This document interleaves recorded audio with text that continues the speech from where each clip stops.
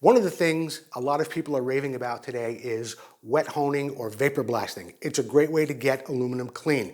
It works especially great on small things like carburetors or things that might be rough sand cast or just rough cast aluminum, such as a rear hub. But on something smooth like a fork leg, the vapor honing, yes, it's going to get the aluminum nice and clean like you see it here. It's going to remove any clear coat that you have on there. But it's not the answer to getting out nicks and scrapes.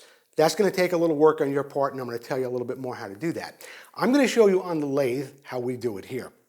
After I get done, I'll come back and I'll show you how you can do it at home with just some sandpaper and a little patience. Before I begin at the lathe, I'm going to be removing these studs.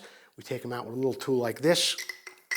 Fits right over, it locks on, takes the studs out without any damage. So let's get over to the lathe. I'll show you how I do it there, and when we come back, I'll show you how to do it at home. Now what I've used here was 3 different grades of sandpaper.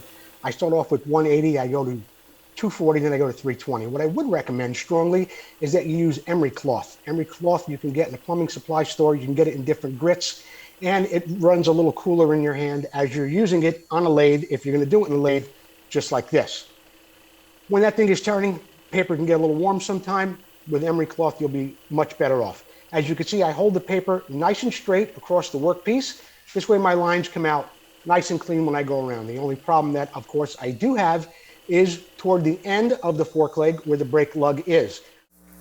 Okay, so you saw how we did it on the lathe. You put the piece in the lathe, you chuck it up, you've got a live center on the other side. The lathe spins the workpiece and you hold your sandpaper against it and everything comes out pretty nicely.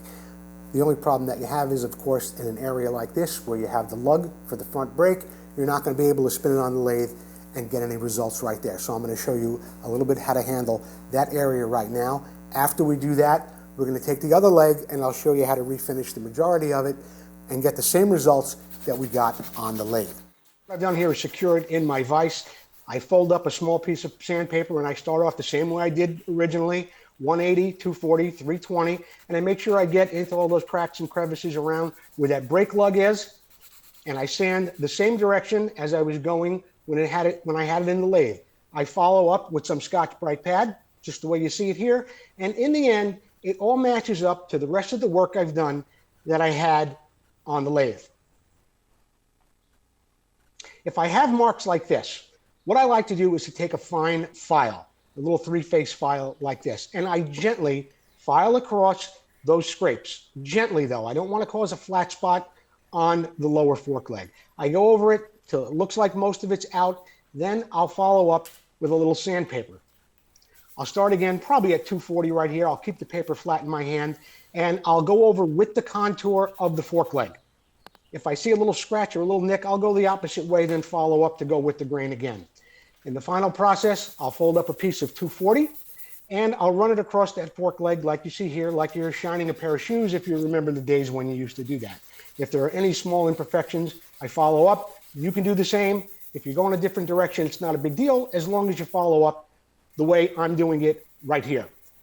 After that, again, I follow up with the Scotch-Brite pad. I go from top to bottom, over the top, down to the bottom, and I get a super clean, shiny finish. Well, not so shiny. I get a nice brush finish, a nice satin finish on that lower fork leg. You can get the same results at home. You don't have to have a metal lathe in order to do this. If you just follow the things I showed you how to do here, you'll get the same results I get. After that, by the way, if you wanted to follow up with some clear coat and paint, or you could have them clear powder coated, you can do that as well. Or keep them just like that, and you can freshen them up whenever you need them.